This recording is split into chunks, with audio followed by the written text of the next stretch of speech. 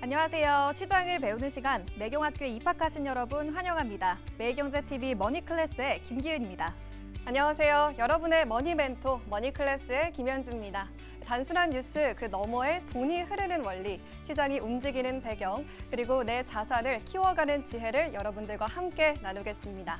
네, 실전 투자에 꼭 필요한 지식과 인사이트 이 시간에 쉽게 공부해 보도록 하겠습니다. 연주 씨, 오늘 1교시에는 어떤 수업이 준비되어 있을까요? 네, 오늘 1교시에서는 김흥태 MBN골드 매니저의 여름휴가 퍼스트 클래스 탈 매매 전략 수업이 준비되어 있고요. 2교시에선 김남희 타임폴리오 자산운용 ETF 전략 본부장의 지금은 ETF 투자할 골든타임 수업이 준비되어 있습니다. 여러분의 돈 공부 파트너 머니클래스와 함께 투자, 주식, 부동산, 금리까지 매일같이 쏟아지는 정보 속에서 진짜 나에게 필요한 건 무엇인지 헷갈림은 줄이고 실력은 높이는 시간. 기초부터 탄탄하게 실전까지 똑똑하게 차근차근 한 걸음씩 공부하는 머니클래스. 지금 바로 시작합니다.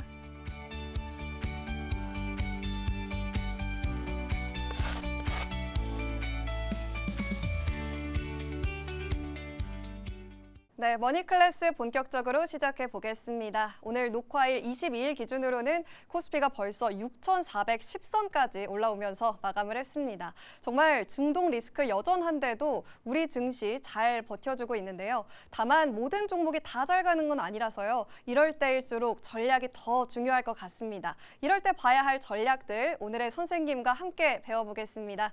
오늘은 MBN골드 매니저 김흥태 매니저와 함께합니다. 선생님 안녕하세요. 네, 안녕하세요. 네, 반갑습니다. 네, 반갑습니다. 우리 선생님 또 워낙에 잘 알려주시는 걸로 소문이 나서 제가 오늘 수업 처음인데 네. 또 열심히 수강을 하러 왔습니다. 네. 우리 선생님께서 지난 1월 달에 여기 머니클래스에서 우주항공 쪽을 언급을 해주셨다고 들었어요. 네, 맞습니다. 그때 이후에 우주항공이 정말 좋은 시세로 가고 있잖아요. 네. 그 점 한 번만 다시 짚어주세요.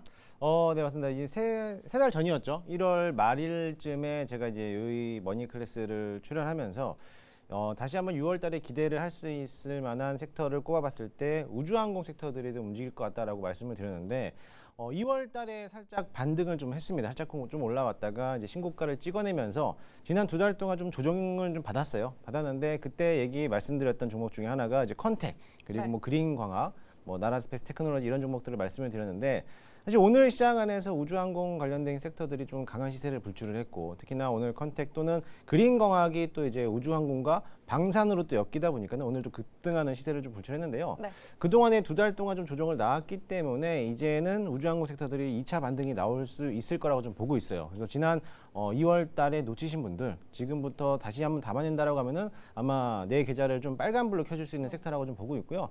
아마 그때 고점에서 물려 계신 분들이라도 걱정을 안 하셔도 되는 게 뭐냐면 앞으로 하반기 일정이 또 남아있기 때문에 충분히 길게 끌고 가도 될 만한 섹터라고 보고 있어서 조금 더 기다리시면 좋은 결과가 있을 거라고 좀 보고 있으니까 조금 더 기다려보자라는 말씀을 드리도록 하겠습니다.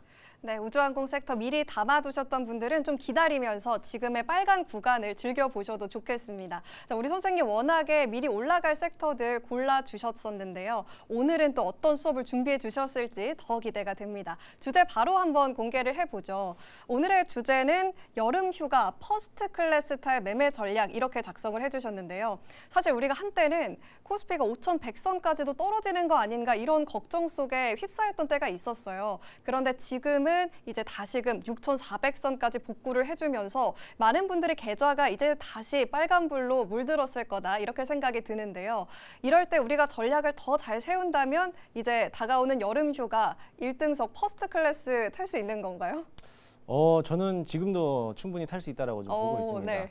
오늘 사실 시장이 워낙에 강했습니다. 어제도 강했지만은 오늘 4월 22일 기준으로서 코스피가 6,400포인트를 넘어갔습니다. 이게 하루하루마다 갱신하면서 계속적인 신고가를 낼 일을 하고 있는데 사실 지난 3월 첫째 날부터 지정학적 리스크가 또 발생했잖아요. 네. 그때부터 주가가 많이 빠지면서 특히나 뭐 삼성전자뿐만 아니라 여러 종목들이 많이 좀 조정을 나왔는데 그때를 뒤로 하고 이제는 그거를 넘어서서 다시 한번 역사적 신고가를 갱신하고 있는 모습을 그려내고 있습니다. 사실 그렇게 많이 견인했던 지수를 끌어당겼던 섹터들을 좀 살펴보면은 지금에서는 반도체가 탑이었던 것 같아요. 아, 워낙에 코스피 지수를 견인할 수 있었던 것들은 SK 하이닉스 또는 삼성전자에 대한 역대 최대 실적이 또 나오면서 앞으로에 대한 반도체 호황이 계속될 거다라는 기대감을 심어주다 보니까 이제 앞으로에 대한 코스피 지수가 6,400포인트, 7,000포인트를 넘어서서 그 이상까지도 바라볼 수 있다라는 좀 기대를 좀 갖고 있는데요. 여전히 마찬가지로 지금도 높다라고 생각하지만 글로벌 시장 안에서는 현저하게 우리나라 증시는 저평가되어 있는 국면이라고 다들 평가를 내비치고 있습니다. 그에 따라 가지고 저는 뭐 지금도 반도체면 반도체, 네. 뭐 2차 전지면 2차 전지, 뭐 지금은 조금 힘든 시간을 겪고 있는 바이오라든지 뭐 이런 조선 업종들도 충분하게 담아볼 시간이라고 좀 보고 있고요. 그때에 대해서 좀 어떻게 보면은 좀 어떤 섹터들이 좀 그렇게 많이 올라왔나 한번 좀 살펴보면 좋을 것 같습니다. 반도체가 지금 슈퍼사이클이라고 해요. 네. 반도체가 슈퍼사이클이 될 수 있었던 이유를 좀 종합적으로 살펴보면은 일단은 반도체가 그동안의 업황 자체가 부진했던 것들이 지난해부터 이제 흑자 전환을 시도했던 종목들이 대거 생겨나면서 가장 기준에 했던 거는 삼성전자에 대한 영업이익이 굉장히 크게 나왔다는 겁니다. 네. 영업이익이 57조나 나오면서 이제 삼성전자가 그 정도까지 영업이익이 나오면 2분기, 3분기 또는 올해 매출액뿐만 아니라 영업이익 자체가 100조, 200조를 달성하는 거 아니냐 그런 시대를 나타내면서 그러면 SK 하이닉스도 같이 나올 수 있지 않나. 그렇죠. 그런 모습들 때문에 반도체가 계속적으로 신고가를 가고 있는데 이 반도체가 그렇게 실적이 나올 수밖에 없던 이유 중에 하나는 결국에는 산업에 대한 발달입니다. 우리가 알고 있는 첨단 산업에 대한 움직임들, 특히나 AI, 인공지능에 대한 발달 속도가 굉장히 빠르게 진행되면서 그만큼에 대한 반도체 칩들에 대한 교체 수요가 늘어나고 있고 네. 그뿐만이 아니라 최근 들어가지고 5G라든지 6G에 대한 움직임들과 또는 뭐 자율주행에 대한 모멘텀 그리고 이제는 AI 데이터 센터가 확장되고 있다는 소식이 전해지면서 그에 들어가는 반도체 칩들에 대한 수요가 굉장히 커질 거라고 좀 보고 있는데 네. 일단은 반도체 안에서 삼성전자가 그렇게 영업이익이 나올 수밖에 없던 이유는 일단은 디램 가격이 상승했다는 거예요. 네. 디램 가격이 상승했던 원인 중에서 한 가지를 꼽아보자면 가장 큰 기준이 되겠죠.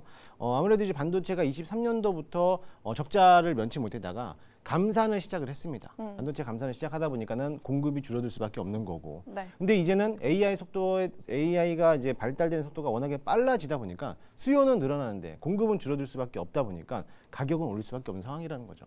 그래서 아무래도 이제 디램 가격이 상승하다 보니까 그에 따라서 지난해 적자였던 게 흑자로 전환하면서 반도체에 대한 업황이 좋아지는데 문제는 그겁니다. 수요는 많아지는데 공급이 부족했다라는 거. 그럼 공급이 부족하게 되면은 결국에는 캐파를 늘릴 수밖에 없다라는 거죠. 네. 그래서 공급을 더 늘릴 수밖에 없는 건데 지금 삼성전자가 공급을 줄여놨기 때문에 감산을 했기 때문에 이 감산 속도는 이제 거기서 멈추거나 아니면 다시 한번 생산을 늘리게 된다면은 당연히 디램 가격은 떨어질 수밖에 없는 거거든요. 그런데도 불구하고 업황이 좋았다라는 거는 그만큼 수요를 따라가지 못한다는 거예요. 지금 캐파를 늘려봤자 지금에 대한 당장에 대한 수요를 따라잡을 수가 없기 때문에 지금은 뭐 공급 감산을 중단하고 생산을 늘리겠다 하더라도요. 디램 가격이 상승했던 게 하락을 들어온다 하더라도 당장에 대한 주가는 꺼지지 않는다는 거죠. 왜냐하면 그 수요를 받아주려면은 그만큼에 대한 많은 생산량이 필요하고 기간도 필요하기 때문에 앞으로의 당분간에 대한 삼성전자에 대한 영업이라든지 매출 규모는 꾸준하게 늘어날 거고 그에 따라서 SK 하이닉스도 역시나 마찬가지거든요. 네. 그렇기 때문에 그런 측면에서는 앞으로 전반기 못해도 올해 하반기 올해 한 3분기 정도까지는 반도체에 대한 슈퍼사이클은 계속적으로 진행될 수 있고 만약에 반도체 삼성전자가 감산을 끊어놓고 이제 생산을 늘리겠다라고 네. 소식이 전해지면서 디램 가격이 하락하면은 그때부터 물량을 줄여내면 돼요. 그때부터 우리가 가지고 있는 포트를 줄여내면서 다른 섹터로 옮기면 되기 때문에 그 전까지는 반도체들에 대한 움직임들을 관심 있게 보시면서 좀 더 길게 긴 호흡으로 전략적인 게 필요하다라고 말씀을 드리도록 하겠습니다. 그렇다면 이 반도체 투톱에 대해서 말씀을 해주셨잖아요. 네. 이 전망치가 이제 SK 하이닉스도 방송의 기준으로는 나왔을 텐데 굉장히 좋게 나왔겠죠.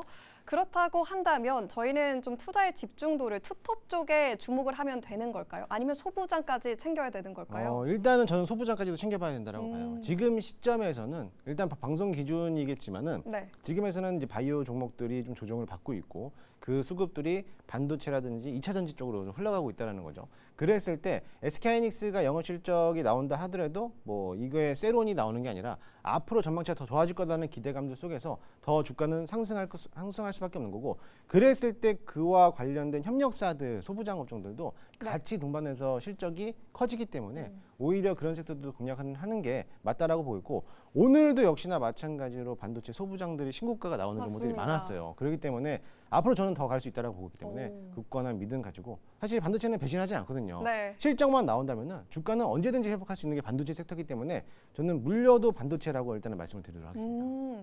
또 한 가지 이렇게 반도체처럼 슈퍼사이클이 불어오나 기대되는 섹터가 있는데요. 오늘 22일 기준으로는 시장에서 조선 섹터가 또 강세를 보였습니다. 1분기 실적에 대한 기대감도 자리를 하고 있었고요. 뿐만 아니라 정부와 인도 사이에서 이 조선에 있어서 협력을 확대한다 이런 소식들도 전해졌어요. 그동안에는 조선이 그렇게 빛을 많이 발하지는 못했는데 이제 다시금 달려가는 걸까요? 가장 먼저 우리나라 증시에서 슈퍼사이클이라고 논한다라고 하면은 네. 조선이 먼저 움직였습니다. 맞습니다. 사실 지난해부터 물론 조선 말고도 다른 섹터도 있겠지만은 조선이 먼저 움직이기 시작을 했고 조선이 조정받았을 때 이제 또다시 반도체가 또 슈퍼사이클이 온다라는 소식이 전해지면서 어떻게 보면은 지수를 또 견인했던 섹터 중에 하나였던 것 같아요. 그래서 오늘도 마찬가지로 조선 업종들이 신고가를 갱신하는 모습을 보였는데 그동안에 사실 조선에 대한 실적을 모멘텀을 본다라고 하면은 코로나 이후부터에 대한 이런 해상 운임 가격에 대한 상승과 노후화 선박에 대한 교체 수요와 이런 것들을 봤을 때 28년도, 30년도까지는 수주 잔고가 꽉 차 있습니다. 네. 지금부터 발주를 받는다 하더라도 30년 이상부터 배를 만들어야 돼요. 그렇기 때문에 뭐 지금 당장의 수주가 나온다 하더라도 그게 실적으로 반영이 되지 않기 때문에 지금은 수주가 꽉 찼기 때문에 그 실적은 믿어 의심하지 않아도 됩니다. 그렇기 때문에 이제 지금 지난 2004년도부터 2011년도까지 조선 업종들에 대한 슈퍼사이클을 했을 때 이게 조선에 대한 노후화 선박이 교체되는 수요가 20년에서 한 25년 정도 되거든요. 네. 그때 이제 재정비를 하던가 아니면 노후화 선박을 폐기 처분하고 다시 새롭게 또 만들어야 되는데 그 시기가 슈퍼사이클이었을 때 지금 딱 2026년도 이제 20년이 흘러왔단 말이죠. 그러면 당연히 다시 한번 슈퍼사이클이 왔다라고 지금도 보고 있는 거고 그뿐만이 아니라 가장 이제 올라갔던 거는 이제 우리나라는 어느 정도에 대한 이제 조선업들이 한계가 되기 때문에 우리나라에서 배를 만들지 못한다라고 하면은 해외 나가서라도 만들어야 되거든요. 네. 그러면 거기에 대한 수주도 나올 거고 가장 큰 모멘텀 이번 올해부터 다시 한번 발동을 시작했던 거는 미국에 있는 MRO 사업이라는 거예요. 그 MRO 사업도 다시 한번 불거지면서 그에 따라 가지고 우리나라 엔진 산업들 그런 모습들도 당연히 또 수익 개선이 나올 거라 좀 보고 있고 최근에 이제 환경에 대한 요소들도 많이 나오다 보니까 지금에서는 화석연료라든지 이런 연료 엔진을 썼지만 이게 지금에 대한 교체 수요가 진화되면서 친환경 에너지 자원으로 쓸 수 있는 친환경 엔진으로 교체를 하고 있거든요. 네. 근데 친환경 엔진으로 교체할 때 부속품들을 교체하는 주요 시기가 5년에서 7년 정도 돼요. 근데 5년에서 7년 정도면 지금이 딱 이제 교체될 수 있는 시기이기 때문에 이게 배를 발주하는 이 시기와 노후화 선박을 교체하는 시기와 부속품들을 같이 교체하는 시기가 맞닥뜨리다 보니까 이게 더블로 갈 수밖에 없는 그런 시기라는 거죠. 그랬을 때 마찬가지로 슈퍼사이클에 대한 호황들이 조선업들도 해당되다 보니까 조선업종들이 오늘 좀 강한 시세를 부추렸는데 앞으로 당분간 반도체처럼 조선업종들도 올해 상반기까지는 지속될 거라고 보고 있고 1분기 실적이 나오고 나서부터는 27년도까지에 대한 실적은 변동이 없을 거예요. 그래서 아마 그 네. 지금에 대한 뭐 4천억, 2천억 규모에 대한 영업 실적이 아마 꾸준하게 더 상향하지는 않고 더 떨어지지도 않을 거고 지금에 있는 실적은 유지하면서 갈 거기 때문에 그런 시대를 본다면은 조선업종들은 지금도 담아봐도 된다라고 좀 보이고 오늘 중요한 내용이 나온 게 뭐냐면 삼성중공업은 MRO 사업을 하지 않았습니다. 네. 그런데 이번에 새롭게 MRO 사업을 할 수 있겠다라는 모멘텀을 비춰내면서 어떻게 보면은 군수 지원 함정에 대한 설계를 도맡아 한다라고 했거든요. 그랬을 때라고 하면은 이 군수 지원함을 시도를 한다라는 거는 결국에는 해군 산업에 대해서 뛰어들겠다는 건데 그러면 MRO 사업을 추진력을 했을 때 삼성중공업을 필두로 해서 뭐 HD 현대중공업이라든지 이런 것들도 같이 또 올라갈 수 있다라고 보면은 오히려 조선사들도 지금도 담아내도 늦지 않다라고 좀 보고 있어요. 20년 만에 또다시 슈퍼사이클이 찾아오다 이런 조선 업종에 대한 기대감 자리를 하고 있는데요. 사실 마련된 질문은 아닌데 우리 선생님께서 뭐 삼성중공업, HD 현대중공업 말씀을 해주셨어요. 네. 조선업이 지금 담아도 괜찮을 시점이라면 혹시 구체적으로 어떤 종목을 좀 좋게 보시는지도 학생 입장에서 궁금합니다. 지금에서는 뭐 하나 그룹주들이겠죠. 하나 오. 엔진이라든지 하나 오션 이런 그룹주인데 아무래도 이제 조선 기자재 업종들을 네. 담당하고 있는 특히나 엔진 부품을 하고 있는 기업들이 굉장히 가파르게도 상승하고 있고 앞으로에 대한 실적도 탄탄해지겠지만은 수주 정보가 계속적으로 들어오고 있어요. 그랬을 때는 그런 기업들도 지금도 더 가겠다라는 생각으로서 잡아놔도 된다라고 보고 있고 저는 오히려 지금 좀 저점에서 잡아볼 만한 기업이라고 하면은 현대힘스라는 기업을 또 있단 말이죠. 네. 현대힘스도 역시나 마찬가지로 HD현대그룹 계열사들과에 대한 주 3, 4 계열사들과에 대한 협력사를 굳건하게 거기서를 두고 있기 때문에 실적도 탄탄하게 하고 있고 또 조선에 대한 부품 안에서도 국내 시장 점유율 30% 정도 갖고 있기 때문에 네. 현대힘스 기업도 한번 관심 있게 보면은 지금 자리에서 아마 눌림목 바닥에서 좀 올라오기 시작을 해서 아마 신고가까지 충분하게 가지 않을까 기대를 해보는 기업 중에 하나입니다. 자, 계속해서 전력 쪽에 대한 이야기도 이어가 볼게요. 전력 쪽에도 슈퍼사이클 바람 정말 강력하게 불어오고 있고요. 2차 전지 ESS 그리고 그와 맞물려서 전력까지도 연일 강세 흐름이 나타나고 있습니다. 이 전력 쪽에 대해서는 선생님 어떻게 보고 계세요? 전력이라고 하면 이제 다들 이제 피카츄로 말씀을 하시는데 네. 아마 우리 뭐 작가분들도 그렇고 항상 저 보면은 이제 매경이 피카츄다. 어. 왜냐면은 잘 모르겠지만 네. 제가 재작년부터 이제 전력에 대한 이야기를 이제 슈퍼사이클 간다라고 네. 이제 한번 어필을 하면서 굉장히 미러드 섹터이기도 해요. 지금도 여전히 또 강한 흐름을 가고 있는데 이 전력도 마찬가지로 우리가 지금 어떻게 보면 앞서 반도체 이야기도 했고 조선 업종들도 이야기했죠. 근데 지금은 이제 전력도 마찬가지로 슈퍼사이클을 진행 중에 있다라고 좀 보고 있는데 사실 전력에 대한 슈퍼사이클은 지지난 해부터였습니다. 왜냐하면 이제 그때부터 미국에 있는 노후화 변압기들에 대한 교체 수요가 지나왔기 때문에 거의 한 50년이 됐을 거예요. 네. 50년 동안 바꾼 게 없었기 때문에 그 전 정권이었던 바이든 정부에서 이미 노후화 변압기를 교체를 하겠다라는 얘기가 나오면서 앞으로 향후 5년 또는 7년 동안에 대한 계속적인 공급을 뒷받침하겠다라는 소식이 전해지면서 이 전력 인프라에 대한 확장으로 인해서 일단은 변압기에 대한 수요가 늘어난다라는 소식이 전해졌고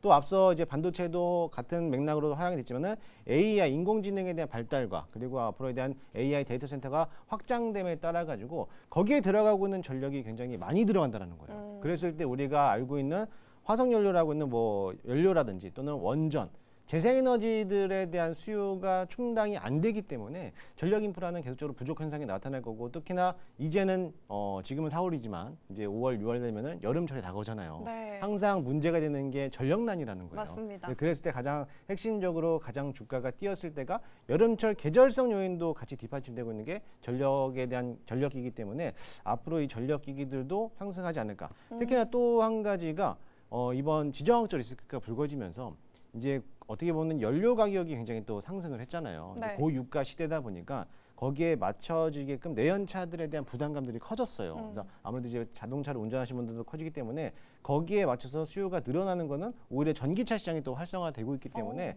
전기차 시장이 늘어나면 결국에는 전기가 필요하다는 거잖아요. 그렇죠. 그러면 역시나 마찬가지로 배터리도 많이 들어갈 거고 전력이 필요하기 때문에 거기에 들어가고 있는 전력 기기들이 또 필요할 거고 이렇게 고유가 시대다 보니까는 정부에서는 거기에 대한 대안책이 또 필요합니다. 대안책이 필요하게 된다라고 하면은 재생에너지를 사용할 건데 네. 재생에너지를 사용하게 되면은 우리나라는 지리적으로 또 한계가 있기 때문에 풍력이라든지 이제 지상에서 지을 수 있는 게 땅이 좀 좁아서 많이 부족해요. 그렇기 때문에 이제 바다로 나갈 수밖에 없는데 바다로 나가게 된다라고 하면 뭐 해상풍력 발전소가 되겠죠. 네. 해상풍력 발전을 설치하는 거는 좋지만 그 에너지를 어디서 따와야 되냐면은 해상 케이블이 필요하다는 거예요. 그럼 결국에는 해상 케이블도 역시나 마찬가지로 수요가 늘어날 거고 그러면 전력기기, 변압기, 케이블 역시 구리 가격이 상승할 수밖에 없는 그런 시장에 대한 논리라고 하면은 앞으로에 대한 전력기기도 역시나 마찬가지로 반도체, 조선 전력기기 같이 갈 수 있다라는 거죠. 그래서 그런 시대를 본다면은 저는 뭐 충분히 전력기기들도 지금 자리에서 담아봐도 좋지 않을까라고 좀 보고 있습니다. 네, 이번엔 전력까지 우리가 반도체와 조선, 전력이 이렇게 맞물려서 계속해서 상승세가 이어질 것이다 이런 이야기들 들어봤는데요. 우리 선생님 이전부터 또 전력을 추천을 해주셔서 저희가 피카츄 선생님이라고 네. 불러야 될까 봐요. 자, 뿐만 아니라 이제 코스피에 대해서도 계속해서 긍정적인 전망치들이 제시가 되고 있습니다. 월가에서는 8,000에서 8,500까지도 불렀던데 여기에 대해서는 어떻게 좀 시각 보고 계세요? 일단은 굉장히 이 사람들도 우리나라 시장을 보수적으로 잡았구나라고 좀 네. 생각하는데 제가 이제 차트를 하나 띄워드렸는데요. 앞서 제가 반도체 얘기하고 조선 얘기하고 전력을 얘기했잖아요. 우리나라 역사상 이 슈퍼사이클을 한 해 들어왔을 때 가장 많이 올라왔던 섹터들을 본다라면 물론 이제 정치 테마주도 있었을 거고 그렇겠지만은 섹터 전체적으로 전반적으로 올랐을 때는 이제 조선업종들이 굉장히 많았거든요. 조선업이 올라갔을 때 지금 제가 차트를 띄웠는데 2006년부터 2011년도까지에 대한 이제 차트인데 대표적으로 HD 한국조선해양입니다. 한국조선해양이 제가 30배까지 올라가면서 슈퍼사이클이 도래됐을 때 단 한 번도 반도체와 전력과 다른 섹터들이 크게 올라가지 못했어요. 그럼 결국에는 그 시대에는 조선만 슈퍼사이클이었다라는 거였는데 지금은 이제 극한직업의 영화의 대사를 좀 비롯하자면 지금까지 이런 맛은 없었다. 치킨인가 고기인가 그런 걸 하면서 지금까지 슈퍼사이클이 한 해 동안 이 세 가지 섹터가 모두 다 올라온 적은 없었다는 거죠. 그만큼 반도체가 코스피를 견인했다라고 하지만 이 코스피 안에 시장 안에서 조선도 있을 거고 그 안에서 2차전지라든지 또는 전력도 있었기 때문에 그 다 같은 섹터들이 모두 다 지금 슈퍼사이클이 된다라고 하면은 지금 코스피가 6,400 앞으로 7,000포인트는 조만간에도 달성되지 않을까라고 좀 보고 있어요. 그만큼에 대한 섹터가 워낙에 강하기 때문에 지금은 뭘 담아도 되는 시장이라고 좀 보고 있고요. 아무래도 이제 외국계 IB 업계들이 지난해에서는 5,000P를 바라봤다가 6,000포인트를 바라보는데 이제 6,300포인트가 넘어가다 보니까는 이제 골드만삭스라든지 JP모건들이 8,000에서 8,500포인트까지를 제시를 했어요. 네. 그만큼 이제 앞으로 대한 우리나라 국내 증시는 더 갈수록 상승 요인이 더 커질 수밖에 없다는 건데 중요한 원동력이 된다라는 건 결국에는 AI 인프라는 거죠. AI 인프라가 계속적으로 확산되고 있고 발전 속도가 워낙에 빠르다 보니까 반도체 칩도 들어갈 거고 거기에 대한 필요한 전기력도 필요할 거고 또 MRO 사업까지 견지다 보면은 기업들에 대한 실적이 굉장히 커질 수 있다는 겁니다. 그러면 그 안에서 기업의 실적을 놓고만 보더라도 앞으로 대한 주가는 더 커질 수밖에 없는 거고 실적이 이제는 반도체와 조선과 전력은 실적을 의심할 수가 없어요. 왜냐하면 그만큼에 대한 굳건하게 지켜놓고 있는데 지금 실적이 안 나온 섹터들이 있어요. 로봇이라든지 우주항공이라든지 특히나 2차 전지는 지난해까지 올해 1분기까지도 배터리 3사 모두 다 적자였단 말이죠. 근데 이런 적자 폭을 줄여내 놓고 있다라고 하면은 올해 하반기부터는 실적이 개선된다라는 거죠. 그러면 앞으로 반도체와 조선과 전력이 수그라들면은 네. 그 수급들이 앞으로 실적을 기대해 볼 수 있는 2차 전지라든지 로봇이라든지 또는 다른 섹터들로 수급이 이동할 수 있기 때문에 그렇게 됐을 때 주가 지수는 깨지는 것보다 오히려 거기에 발판 삼아서 추가적인 상승세가 이어질 수 있다는 거죠. 그렇게 본다면 저는 8,000에서 8,500포인트는 당연히 넘어설 거라고 보고 있고요. 아마 지금 방송 기준이겠지만은 5월 달에 만약에 우리나라 시장이 6,800포인트를 넘어간다. 네. 그러면 아마 이 전망치를 또 상향 조정할 겁니다. 아마 9,000까지도 바라보겠다라고 분명히 나올 거기 때문에 그 점을 이용한다면은 저는 시장은 항상 상승장을 기대하면서 바라보면 좋을 것 같고 다만 문제가 된 요인은 지정학적 리스크라는 거예요. 아직 전쟁이 끝나지 않았기 때문에 이번 이란과 미국에 대한 이 협상은 연기가 됐지만 일단 우리가 우크라이나와 러시아에 대한 전쟁 지정학적 리스크가 4년 가까이 진행되고 있지만 그거는 단 3개월의 조정 끝나고 나서부터 계속적인 상승세를 이어졌거든요. 네. 마찬가지로 지금 이란과 미국에 대한 전쟁은 이루어지면서 시장에 대한 위축성은 있겠지만은 그것도 불과 3개월 후면은 다시 언제 그랬냐시피 또 다시 올라갈 거라는 거죠. 그러면 그런 시점에서는 지정학적 리스크가 빠르게 해소만 된다면 오히려 발목 잡았던 거를 풀어서 날개가 단골이 되기 때문에 오히려 주가 지수는 더 크게 성장할 거고 그랬을 때 당연히 견인했던 슈퍼사이클을 진입하고 있던 기업 섹터들이 오히려 더 수혜를 더 크게 볼 거라는 거죠. 그러면 오히려 그런 섹터들을 공략을 해보는 것도 좋을 것 같습니다. 네, 이런 시점에서는 우리가 상승장 조금 더 기대해 보면서 달려가 보자 말씀을 해주셨는데요. 우리가 추가로 일정들에 대해서도 우리 선생님께서 준비를 해주셨는데 앞에서 너무 알차게 들어서 시간이 좀 부족해졌어요. 그래서 아쉽지만 우리 선생님과 또 다른 공간에서 만날 수 있는 방법이 있다고 하는데 어디로 가면 될까요? 제가 매일 아침 네. 7시 50분에 무료 방송을 진행을 해요. 오. 무료 방송 진행하면서 그날에 대한 공략을 할 수 있는 종목도 소개해드리고 있으니까요. 너튜브를 통해 가지고 매일 아침 수요일 빼고 월요일부터 금요일까지 아침 7시 50분에 제 이름 김은태 검색하시고 찾아오시면은요. 같이 매매할 수 있을 거라고 좀 보고 있고요. 또 특히나 내일 때 녹색 밴드로 찾아오시면은 제가 소개해드리지 못했던 자료들을 준비해서 같이 게시해드리도록 할 테니까요. 그 일정들 참고하셔서 좋은 투자 하시면 좋을 것 같습니다. 네, 우리 김흥태 선생님의 무료 방송과 또 밴드 참고해 주시면 좋겠습니다. 오늘 선생님과의 수업은 여기서 마치겠습니다. 오늘 감사합니다.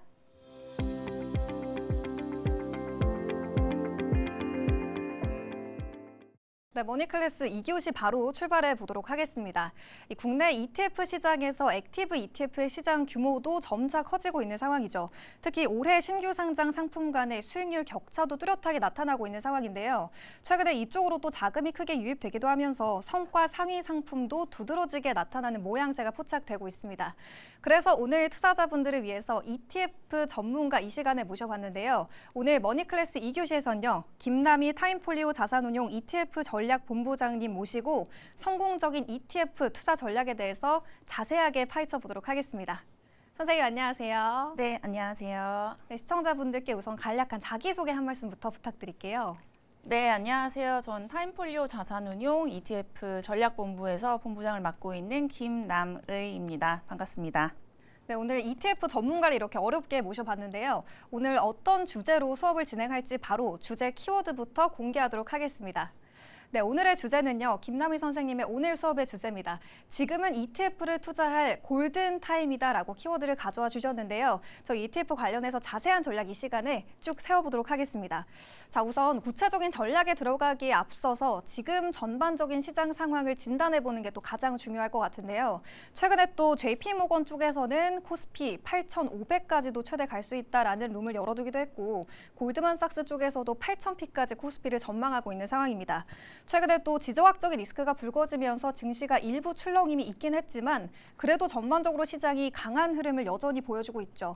지금 촬영일 기준 4월 22일로 봤을 때 또다시 코스피가 사상 최고치를 경신해주기도 했는데요. 지금 정말 월가 IB 쪽에서 예언하고 있는 7,000피 그리고 8,000피까지 가려면 지금이 지수의 정점은 아닐 수 있겠다라는 생각도 드는데 우선 올해 우리의 시장 전반적으로 어떻게 보시는지 그리고 여전히 추가적인 상승 여력도 남아있을지 궁금해요. 네. 코스피가 사상 최고치를 경신하면서 사실 단기적으로는 부담이 커진 구간인 거는 맞습니다. 근데 최근 흐름을 보면 시장에 대한 시각이 점점 더 긍정적으로 변하고 있는 모습도 보이고 있는데요. 말씀 주셨듯이 실제로 글로벌 IB들도 코스피 추정치를 7,000에서 8,000까지도 상향 조정하고 있는 상황입니다. 그 배경은 결국 반도체를 중심으로 한 이익 추정치 상향과 또 전반적인 펀더멘털 개선 흐름이라고 생각을 합니다. 특히 지금 코스피의 밸류에이션을 보면 과거 고점 대비 PER이 여전히 낮은 수준에 있어서 추가 상승 여력도 충분히 있다고 보고 있고요. 물론 전쟁이나 유가 같은 변수는 여전히 존재하지만 시장을 실제 끌고 가는 것은 결국 이익과 수급 이지 않습니까? 그래서 지금 외국인 자금도 다시 들어오고 있고 또 반도체 중심 실적 사이클이 이어지고 있다는 점을 보면은 저는 지금 이 상황이 정점이라기보다는 시장이 한 단계 위로 올라가는 그런 과정이라고 보고 있고요. 단기 변동성은 당연히 있겠지만 아직은 상승 흐름이 이어질 가능성이 높다고 보고 있습니다. 네, 이렇게 지수의 상승을 이끌었던 요인은 무엇일지 그리고 그 요인들을 바탕으로 여전히 코스피가 더 갈 수 있다라는 장밋빛 전망까지 함께 저희가 들어봤습니다. 자, 그렇다면 이제 지수 얘기를 해봤다면 섹터 이야기로 조금 넘어가 보려고 하는데요. 지금 말씀해 주신 것처럼 반도체 쪽이 또 최근에 지수를 강하게 견인해 주기도 했죠. 다만 일각에서는 지금 반도체 쪽으로에 대한 쏠림 우려도 상당하게 나오고 있는 상황입니다. 지금 이 반도체 쪽이 잠시 숨을 고른다면 반도체 쪽으로 쏠렸던 수급이 어느 쪽으로 이동하게 될지 가 또 투자 포인트 관점에서 상당히 중요할 텐데 최근에 또 크게 조정을 받았던 또 대장격인 3,000당 제약이 무너지면서 좀 크게 조정을 받았던 시장 대비 덜 간 바이오 쪽을 봐야 될까 아니면 이제 막 또 슬슬 올라오고 있는 조선 쪽을 봐야 될까 여러 가지 섹터별로도 고민이 좀 많이 들거든요. 좀 어느 쪽으로 차기 대장주, 대장 섹터를 좀 보는 게 맞을까요? 반도체가 그동안 우리 시장을 아주 든든하게 이끌어준 것은 맞습니다. 하지만 말씀대로 시장의 시선이 한 곳에만 이렇게 좀 쏠리게 되면은 피로감이 쌓이기 마련인데요. 그래서 만약에 반도체가 잠시 숨을 고르는 그런 상황이 온다면 저는 그 다음 주자로 에너지 안보라는 키워드에 조금 집중을 해보고 싶습니다. 최근 이란 이슈를 포함한 중동의 지정학적 리스크가 불거지면서 이게 전 세계적으로 에너지 공급망에 대한 그런 불안감이 다시 확산되고 있습니다. 그래서 유가가 불안해지면은 시장은 자연스럽게 이제 두 가지의 길을 찾게 되는데요. 첫 번째가 저는 2차 전지입니다. 2차 전지. 네. 요즘 좋더라고요. 네, 그래서 고유가 기조가 이제 고착이 되면은 비용 부담을 느낀 소비자들이 다시 이제 전기차로 눈을 돌릴 수밖에 없고요. 그리고 또 한동안 수요 둔화 우려로 주춤했던 이 2차 전지 섹터가 에너지 효율과 또 비용 절감이라는 강력한 명분을 얻으면서 다시금 상승 동력을 보여주지 않을까 생각을 합니다. 그리고 두 번째가 신재생 에너지인데요. 이게 특정 지역의 원유나 가스에 이제 더 이상 의존하는 게 얼마나 위험한지 사실 다시 한번 깨닫는 계기가 되었잖아요. 그래서 이런 에너지 자립을 위해서 뭐 그렇죠. 태양광이나 풍력, 뭐 SMR 같은 이런 신재생 섹터로 자금 유입이 가속화될 가능성이 높다고 생각합니다. 뭐 물론 조선이나 바이오도 훌륭한 대안이 될 수 있지만 지금처럼 글로벌 안보 지형이 급변하는 시점에는 저는 에너지 독립의 핵심인 2차 전지와 또 신재생 에너지가 시장의 새로운 대장주로서 좀 묵직한 존재감을 드러낼 수 있지 않을까 생각합니다. 네. 저는 사실 이 지정학적인 리스크가 오히려 해소가 되면 이 에너지 안보 위기라는 키워드를 안고 있는 수혜 섹터들이 조금 눌리지 않을까 이런 걱정도 있었는데 오히려 앞으로 대장격으로 더 잘 움직여 줄 수 있다라는 점 저희가 함께 짚어봤습니다. 키워드로 2차 전지 쪽 그리고 에너지 안보와 관련된 원전이나 SMR 그리고 신재생 쪽까지 꼭 눈여겨보시면 좋을 것 같고요. 자, ETF 이야기로 또 다시 들어가 볼 텐데요. 지금 ETF 순 자산이 지난 4월 17일 기준으로 봤을 때 처음으로 또 400조 원을 돌파하기도 했습니다. 지난해 6월까지만 해도 사상 처음으로 200조 원을 돌파했고 올해 1월 초 기준으로는 300조 원을 돌파했는데 지금 시점으로 봤을 때는 400조 원마저 돌파한 또 긍정적인 흐름을 보여주고 있죠. 뭐 최근에 액티브 ETF도 워낙 활황기를 보여주고 있고 그리고 삼성전자, SK하이닉스 이 2배 레버리지 ETF 출시된다라는 이야기까지 시장에서 들려오고 있는데 지금 ETF를 통해서 노후 자금이 연금을 굴리는 개인 투자자들이 늘어나면서 성장이 더욱 가팔라지고 있는 추세가 확인되고 있습니다.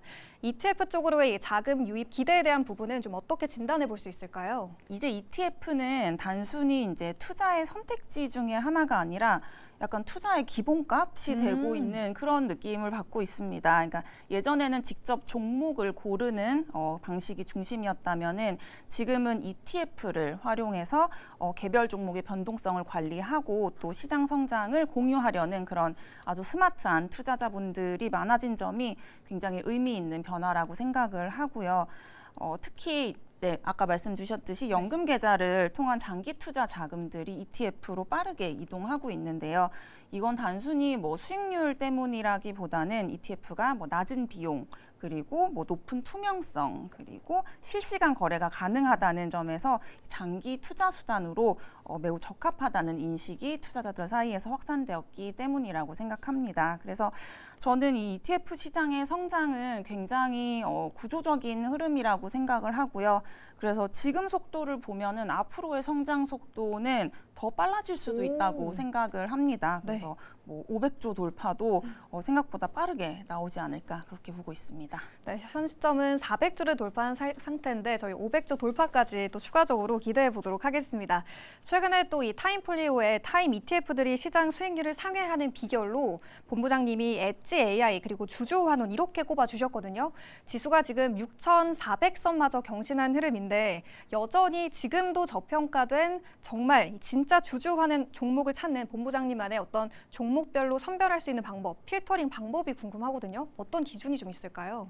네, 요즘 시장에서 주주 환원에 대한 기준이 좀 많이 바뀌었다고 생각을 하는데요. 예전에는 이제 단순히 배당을 많이 주는 기업을 찾았다면은 이제는 이익을 어떻게 주주들에게 돌려주는 구조를 가지고 있는지를 더 중요하게 봅니다. 그래서 실제로 최근에 보면 배당뿐만 아니라 뭐 자사주 소각. 네, 네. 배당뿐만 아니라 자사주 매입 소각까지 포함해서 주주 환원을 적극적으로 확대하는 기업들이 늘어나고 있고 이런 기업들이 시장에서 좀 프리미엄을 받는 그런 흐름이 나타나고 있습니다. 그래서 저는 크게 세 가지로 보면은 이제 이익이 안정적으로 나오는 구조인가. 네. 그리고 이 배당이나 자사주 소각이 일회성이 아니라 좀 지속 가능한 정책인가. 그리고 마지막으로 이제 실제로 이 약속을 실행해온 그쵸. 이력이 있는지를 확인을 하는데요. 예를 들어서 최근 금융주처럼 대규모 자사주 소각과 또 배당을 동시에 강화하는 기업들은 시장에서도 또 긍정적인 평가를 받았습니다. 그러니까 세 가지 좀 기준을 지금 선생님이 정리를 해주셨습니다. 상당히 유용하실 것 같은데 지금 이익을 안정적으로 벌고 있는지 실적 면도 꼼꼼하게 챙겨가 보시면 좋을 것 같고 배당이나 자사주 소각 관련된 부분이 정말 유지가 가능한지 지속성 그리고 실제로 이행됐던 과거의 이력이 있는지까지 꼼꼼하게 챙겨가 보시면 좋을 것 같습니다. 이제 액티브 ETF 쪽에 대한 이야기로 또 넘어가 보도록 할 텐데요. 최근에 또 증시가 급등락을 반복하면서 좀 증시가 출렁거림을 보였다 보니까 이 액티브 ETF 쪽에 대한 투자자들의 관심도 더욱 커지고 있는 상황이 보이기도 했습니다. 지금 올해 들어서 4월 21일 어제장 촬영일 기준으로 어제장 기준으로 봤을 때 지금 상장된 ETF 45개 가운데 거의 절반 가까운 45%가량이 액티브 ETF가 차지했습니다. 상품 수뿐만이 아니라 지금 자산 규모까지도 점차 커지고 있는 상황이 보이고 있는데 지금 전체 액티브 ETF들의 순 자산 총액에 대한 규모도 점차 커지고 있는 상황이거든요. 증시의 상승과 함께 액티브 ETF 쪽으로의 자금 유입도 더욱 활성화가 되고 있는 흐름인데 여기에서는 지금 전반적으로 어떤 시사점을 좀 저희가 챙겨가 볼 수 있을까요?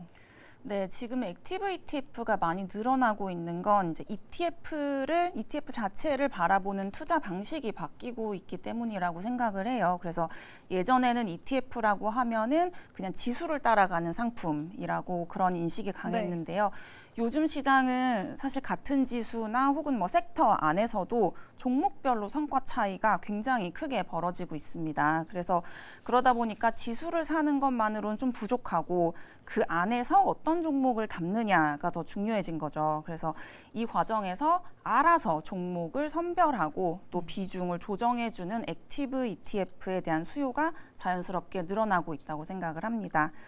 또 투자자 입장에서는 펀드처럼 운용을 맡기면서도 ETF이기 때문에 투명하게 또 포트폴리오를 확인할 수 있고 또 주식처럼 실시간으로 사고 팔 수 있는 점도 굉장히 매력적인 부분이고요.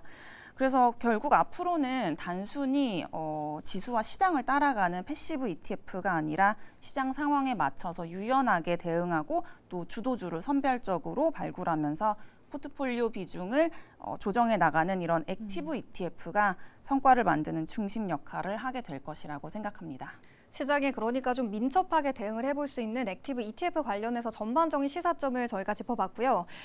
그래서 이제 액티브 ETF의 결국 핵심은 뭐냐면 이 알파, 초과 수익, 초과 성과가 그래서 중요한 거잖아요. 시장에 민첩하게 대응을 하면서 초과 수익을 만들기 위한 도구이기도 한데 현재 그 시장에서 지금 초과 수익을 만들어낼 수 있는 원천은 뭐가 있을지 궁금하거든요. 지금 종목 선택이 중요할지 아니면 섹터에 정확하게 분배해보는 배분에 대한 전략이 중요할지 아니면 타이밍이 또 가장 중요할지 여러 가지 포인트들이 생각이 나는데 이 안에서 가장 중점을 좀 어느 쪽으로 둬야 될까요? 네, 말씀 주신 알파를 솔직히 하나로 설명드리기는 어렵고요. 좀 복합적이죠. 네, 말씀 주신 종목 선택, 그리고 섹터 배분, 뭐 타이밍뿐만 아니라 뭐 국가 배분까지도 같이 봐야 되는 영역이라고 생각을 합니다. 그래서 예를 들어서 같은 AI 테마 안에서도 뭐 반도체, 인프라, 소프트웨어처럼 세부 영역별로 또 흐름이 다 다르고요. 그 안에서도 어떤 종목이 또 그 세부 영역을 주도하느냐에 따라서 성과 차이도 아주 크게 나타나고 있습니다.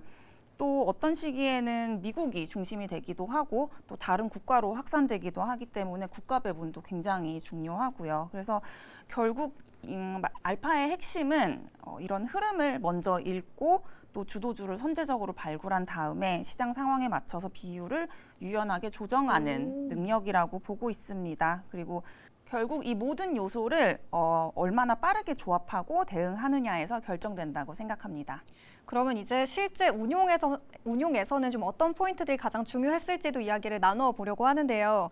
지금 뭐 미증시 금리 전망과 관련된 불확실성이 남아 있기도 하고 여전히 뭐 지정학적인 리스크가 종결이 된 게 아니기 때문에 좀 시장에서는 잠재돼 있는 리스크들도 여전히 남아 있는 상황입니다. 완전히 해소되진 않았는데 그렇다 보면 변동성이 앞으로 강조가 된다면 이 액티브 ETF 쪽에 대한 필요성도 더욱 강조가 될 텐데 실제 운용에서는 종목에 대한 비중 조절, 그러니까 좀 변동성을 이용한 전략이 더 유효했을지 아니면 보수적으로 현금 비중을 확대하면서 좀 시장의 변동성을 피해가는 게 맞을지 이 부분이 어떤 게 조금 더 효과적이었을지도 궁금하거든요. 실제 운용 사례에서는 좀 어땠을까요? 네, 실제 운용 사례를 들어서 말씀드리면은 사실 변동성이 커질수록 비중을 얼마나 줄이느냐보다 이제 어떻게 가져가느냐가 더 중요하다고 생각을 합니다. 그래서 실제 운용을 해 보면은 현금을 무작정 늘리는 것보다는 확신이 있는 종목 중심으로 포트폴리오를 좀 압축해서 운용하는 방식이 더 효과적인 경우가 많았는데요. 그래서 변동성이 큰 종목은 좀 줄이고 확신이 있는 핵심 종목에 좀 집중해서 하방은 방어하고 또 상승 기회는 가져가는 구조를 만드는 거죠. 그래서 시장을 현금 비중을 늘리면서 완전히 떠나는 게 아니라 시장 안에 있으면서 리스크를 관리하는 방식이 저희는 조금 더 효과적이었다고 말씀드릴 수 있겠습니다. 네, 관련해서 저희가 이 부분까지 함께 체크를 해봤는데 이제 수급 쪽으로 조금 더 자세하게 들어가 보도록 할게요. 오늘 오프닝에서도 외국인의 수급이 또 돌아오고 있다. 전반적으로 이 말씀도 해주셨는데 사실 국내 증시에서 외국인 자금이 유입되기 힘들었던 이 국작의 좀 고질적인 문제였던 부분 중에 하나가 바로 코리아 디스카운트였죠. 하지만 지금 새 정부가 또 들어서면서 코리아 디스카운트 해소에 대한 정책의 움직임이 점차 또 활성화가 되고 있습니다. 지금 자사주 소각 의무화를 담은 상차 상법 개정안도 통과가 됐고 여러 가지 배당 관련된 정책들도 나오고 있는 상황인데 지금 이렇게 밸류업 정책 이후에 외국인 자금의 성격이 단기 차익에서 장기 스테이로 변하고 있는 걸지 궁금하거든요. 최근에도 전반적으로 지적 확정의 리스크에 외국인 자금이 또 크게 이탈하기도 했었는데 다시 또 사상 최고치를 경신해주면서 이 숨은 주역에는 또 외국인 그리고 기관까지 있기도 했습니다. 실제 최근에 또 수급 데이터에서 포착한 유의미한 이 외국인 수급의 변화가 좀 있을지 궁금하네요. 네, 체감상으로 달라진 부분이 있기는 합니다. 그래요? 네, 과거에는 외국인 자금이 뭐 환율이나 그런 글로벌 매크로 변수에 따라서 짧게 들어왔다가 나가는 경우가 많았는데요. 최근에는 반도체 실적 개선과 또 밸류업, 또 말씀 주신 지배구조 개선 기대를 같이 보이면서 조금 더 길게 보는 자금이 들어오는 흐름이 나타나고 있습니다. 그래서 실제로 연초에 외국인 보유 비중이 거의 32%, 33%까지 올라오면서 최근 몇 년 내에 가장 높은 수준을 기록했었고 그리고 조정 기간이 조금 있긴 했었지만 또 최근에 다시 또 빠르게 자금이 재유입되는 모습도 확인되고 있습니다. 그래서 이런 흐름을 보면은 단순히 이제 트레이딩하는 그런 자금보다는 조금 더 구조적인 투자 접근이 늘어나고 있다고 해석할 수 있고요. 근데 아직은 이제 완전히 롱머니로 바뀌었다고 단정하기보다는 이런 반도체 이익 사이클과 또 밸류업 기대가 맞물리면서 자금의 성격이 좀 점진적으로 바뀌고 있는 과도기라고 보는 게 가장 정확할 것 같습니다. 네, 현재 들어오고 있는 외국인 자금의 성격도 이전과는 조금은 달라졌다라는 점까지 저희가 함께 짚어봤습니다. 또 최근에 저희가 말씀을 지금 계속 나누고 있는 것처럼 퇴직연금 계좌에서 타임 액티브 ETF를 활용하려는 투자자들이 상당히 많이 보이고 있는 상황이죠.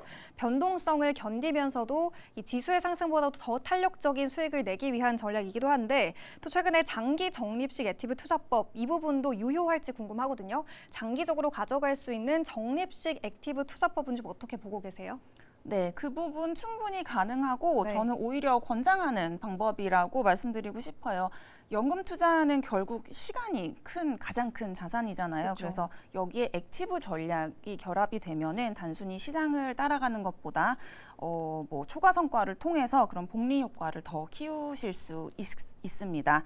그러니까 예를 들어서 지수만 추종하는 경우에는 뭐 시장이 횡보하거나 정체되는 그런 구간에서 수익률이 제한될 수 있지만 액티브 ETF는 그 안에서도 종목을 선별하고 또 비중을 조정하면서 그런 추가적인 수익 기회를 만들어낼 수 있거든요. 그래서 저는 연금 포트폴리오에서도 일부는 액티브 ETF를 활용하셔서 성과를 보완하는 구조가 굉장히 효율적이라고 보고 있습니다. 결국 시간이라는 장기 투자와 또 액티브라는 전략이 결합이 되었을 때 가장 안정적이면서도 또 높은 복리 수익을 기대할 수 있다고 생각합니다. 시간과 액티브 ETF라는 전략이 같이 합쳐졌을 때 더 큰 수익을 낼 수 있다. 장기적으로 가져갈 수 있는 긍정적인 수익을 또 기대해 볼 수 있다라는 점까지 저희가 함께 짚어봤습니다. 그리고 오늘 또 선생님 어렵게 모셨다 보니까 투자할 때 좀 어떤 마음가짐이 필요할지도 사실 저도 개인 투자자로서 굉장히 궁금한 부분이기도 하거든요. 지금 거침없이 또 시장이 다시 달려나가고 있는 움직임 보이고 있는데 지금 이런 시장에서 사실 개인들이 느끼는 포모 현상도 크고 왜 내 종목은 안 가고 다른 종목만 갈까 이런 생각도 들거든요. 그러다 보니까 괜히 또 마음이 조급해지고 또 오르는 거를 추격 매수하다 보면 그 종목은 또 물리고 다른 종목이 가고 개인 투자자들이 또 따라잡기에는 어려운 또 빠른 순환매 장세도 나오고 있다 보니까 지금 구간에서 좀 중심을 어떻게 잡아봐야 될지가 상당히 궁금한 부분입니다. 좀 이러한 부분 현상을 방지하기 위한 본부장님만의 마인드 컨트롤 비법이 있을지 그리고 좀 투자 꿀팁 같은 것도 있을지 궁금해요. 아, 맞아요. 그러니까 지금 개인 투자자들이 하시는 가장 위험한 실수가 남들이 벌 때 못 벌까 봐 조급하게 따라가는 거. 네. 맞아요. 네, 그래서 특히 지금처럼 시장이 빠르게 움직일 때는 뒤늦게 올라타거나 아니면 조금만 흔들려도 바로 매도하는 그런 패턴들을 보이고 있는데요. 그래서 저는 시장을 맞추려고 하기보다는 이제 내가 어떤 기준으로 투자를 하고 있나를 계속 점검하려고 합니다. 그래서 예를 들어서 내가 지금 들고 있는 종목이 왜 갖고 있어야 되는지, 그러니까 여전히 지금도 유효한지 이걸 계속 확인하는 과정이 중요하다고 보고 있고요. 그러니까 결국 마인드 컨트롤이라는 것도 뭐 특별한 방법이 있다기보다 시장에 휘둘리지 않도록 또 내 기준과 포트폴리오를 지속적으로 점검하는 그런 습관이라고 생각을 합니다. 근데 현실적으로 일반 투자자분들이 이걸 매번 직접 하기는 어렵잖아요. 그러니까요. 네. 어떻게 해야 그래서 될까요? 저는 액티브 ETF를 활용하시는 것도 굉장히 좋은 방법 중에 하나일 거다라고 말씀드리고 싶습니다. 액티브 ETF를 활용하는 것도 개인 투자자들에게 또 좋은 대안이 될 수도 있겠죠. 워낙에 시장을 좀 빠르게 다가가는 부분 그리고 민첩하게 대응하는 부분이 어렵다 보니까 이 부분까지 함께 챙겨가 보시면 좋을 것 같고요. 이제 조금 더 제가 또 개인적으로 궁금했던 부분들 추가적으로 여쭤보면 좋을 것 같은데 우선 저뿐만이 아니라 많은 분들이 또 가장 궁금해하실 지금 IT 투톱, 삼성전자 그리고 SK하이닉스를 지금은 좀 어떻게 보고 계실지도 궁금해요. 이제 방송이 나갈 때는 SK하이닉스의 실적도 나와 있겠죠. SK하이닉스의 실적 지금 좋을 걸로 예상이 되고 있고 삼성전자의 실적도 이번에 역대급을 또 경신하기도 했는데 삼성전자, SK하이닉스 업황에 대한 기대감도 있고 최근에 주가 흐름도 긍정적이지만 더 추가적인 상승 여력이 남아 있을지 반도체 쪽 많이 올랐는데 더 갈 수 있다고 보실지 좀 개인적인 견해가 궁금해요. 저는 개인적으로는 상승 여력이 더 남아 있다고 보고 있고요. 네. 그리고 다음 달이면은 개별 주식 레버리지 ETF도 그러니까요. 나오잖아요. 그 부분도 궁금했어요. 네, 그래서 이제 그런 또 새로운 상품들이 상장이 되면은 그쪽에 또 수급이 몰릴 것이고 또 그게 또 주식에도 삼성전자랑 SK하이닉스 주식에도 그게 반영이 되기 때문에 아직도 투자자들의 관심은 계속 늘어나고 있고 또 그리고 기업 자체가 보여주고 있는 이 이익이 계속 늘어나고 있기 때문에 저는 반도체는 그래도 앞으로는 조금 더 상승 여력이 남아 있다고 보고 있습니다. 네, 사실 반도체의 지금 주가 상승 그러니까 지금 투자자 입장에서 진입하기 어려운 가장 큰 리스크는 주가가 많이 올랐다라는 거죠. 업황이 좋은 거 알겠고 더 좋아진다라는 이야기는 들려오지만 주가가 많이 올랐다 보니까 지금 진입하기에는 좀 어려운 감도 있지만 지금 본부장님의 개인적인 견해로는 추가적인 상승 여력도 여전히 남아 있다라는 진단 함께 짚어봤습니다. 조금 전에 선생님이 말씀을 해주실 때 국가 배분 관련된 부분도 상당히 중요하다라고 말씀을 해주셨어요. 최근에 전반적인 시장 흐름을 봤을 때 국내 증시도 다시 고공행진하고 있지만 최근 들어서 미증시도 또 다시 올라와주는 흐름이 전반적으로 보이고 있거든요. 중국 증시도 또 오랜만에 보니까 상당히 많이 올라와 있더라고요. 국가 배분에 대한 전략은 좀 전반적으로 지금 어떻게 가져가는 게 좋을까요? 저는 말씀 주신 대로 최근에는 좀 중국 쪽에 그래요? 네, 좀 더 관심을 가져보는 것이 좋을 것 같다고 생각을 해요. 그래서 특히나 뭐 중국은 뭐 테크 AI 쪽으로도 굉장히 발전하고 그쵸, 있는 그쵸. 나라이기 때문에 네, 그래서 중국 쪽의 비중을 조금 더 특히 테크나 AI 쪽으로 좀 늘려가 보시는 거를 추천드리고 또 말씀 주신 대로 미국도 지금 계속 뭐 사상 최고치를 네. 보이고 있기 때문에 미국도 같이 이제 투자의 비중을 조금 늘려나가 보시는 게 어떨까 생각이 듭니다. 네. 그러면 미국도 약간 ETF 쪽으로 지수를 초종하는 ETF를 담아보는 게 좋을지 개별 종목을 담아보는 게 좋을까요? 저는 네. ETF로 접근을 하시라고 말씀을 드리고 싶고요. 네. 그리고 아까 제가 계속 말씀드렸듯이 지수만 투자하는 걸로는 이제는 조금 아쉬운 부분이 있기 때문에 그쵸. 네, 지수에 이제 액티브가 붙은 그런 액티브 ETF를 투자를 네. 하시면 그 지수 안에 있는 종목에서도 안 좋은 종목들은 저희가 알아서 거르고 또 좋은 종목들은 비중을 늘려서 그러니까 지수 대비 초과 수익을 가져갈 수 있게끔 운용을 하기 때문에 네, 해외 주식 같은 경우에도 지수형 액티브 ETF를 투자해 보시는 게 좋은 방법이라고 추천드리고 싶습니다. 오늘 이렇게 갑자기 또 질문을 드렸는데 중국이나 미국에 관련된 증시 해안까지 저희가 또 함께 들어볼 수 있었고요. 많은 분들이 궁금해하실 IT 투톱, 삼성전자와 SK하이닉스도 여전히 상승 가능하다라는 긍정적인 전망도 저희가 함께 짚어봤습니다. 오늘 이렇게 해서 어렵게 또 전문가 모시고 ETF 관련된 전략들, 국가별 전략, 그리고 상세한 종목과 섹터별 전략까지 저희가 함께 진단해 봤는데요. 머니클래스 2교시는 그렇다면 여기서 마무리해 보도록 하겠습니다. 오늘 선생님 아주 유익한 투자 전략 오늘 말씀도 고맙습니다. 감사합니다.